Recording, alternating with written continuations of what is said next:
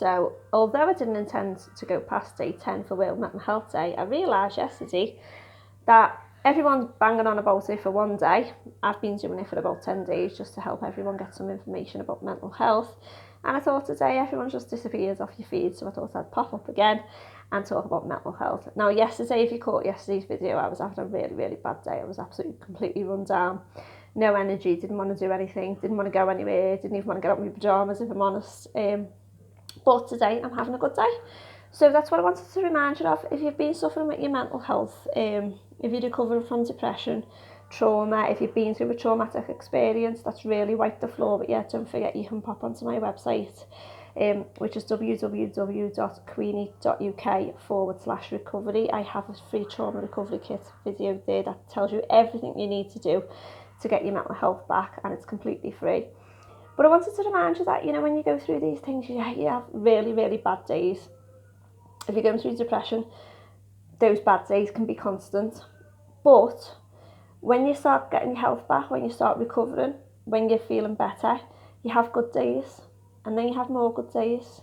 And eventually, you'll get to a point where you have more good days than bad. And then after a little while, it might take, for me personally, when I've been through really traumatic stuff, like I've been through hell. If you go up on my About page, you can read all about that.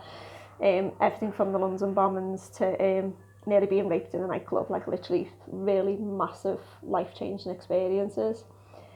But actually, after a while, you get to have more good days than bad, and you get to the point where you look back and you just go, what the hell was all that about? Like, I look back now and I remember the days where I couldn't get myself out of bed, or I couldn't, you know, walk out the street without having a panic attack. And it's like, who was that person? That's not the person I am, that's not the person I was. But what happened was you transition from the person you were, you go through hell, and you become the person you're meant to be.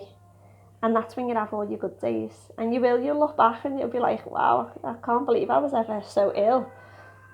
But that won't ever be your normal unless you let it. You have got to fight for your mental health. You have got to, it's like, you know, exercising.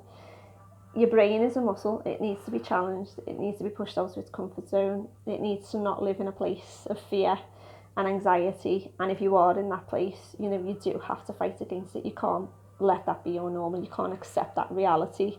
Push through it, because you can lead an amazing life.